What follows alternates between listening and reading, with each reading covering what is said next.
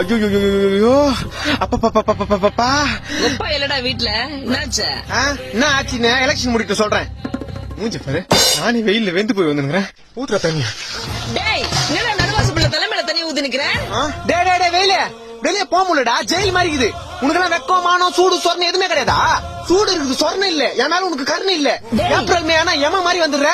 உன்னால மண்டை காயுது, மூஞ்சி தீயுது, அங்கங்க கருப்பாய் உடம்பு ஃபுல்லா நெருப்பு மாதிரி எஞ்சி வெறுப்பாகுதுமே. நீ மட்டும் கொஞ்சம் கிட்ட வந்தா தண்ணி ஊத்தி அனுப்பிச்சிடும்டா. டேய் சூரிய பகவான் அப்படிலாம் திட்டக்கூடாது. சூரிய பகவானா? சூத்தீங்க இங்க வெயிலாமா அது? காலைல 7 மணில இருந்து சாயந்தரம் 5 மணி வரைக்கும் ஜெட்டி நஞ்சு போற அளவுக்கு காயுது.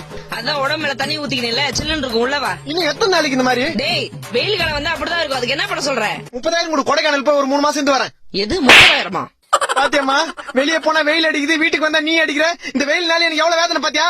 வெயிலே, உன் வெப்பநிலைய காமிச்சல, என்ன வெறுப்பேத்துல. என் அம்மா கிட்டே என்ன அடி வாங்க வச்சல.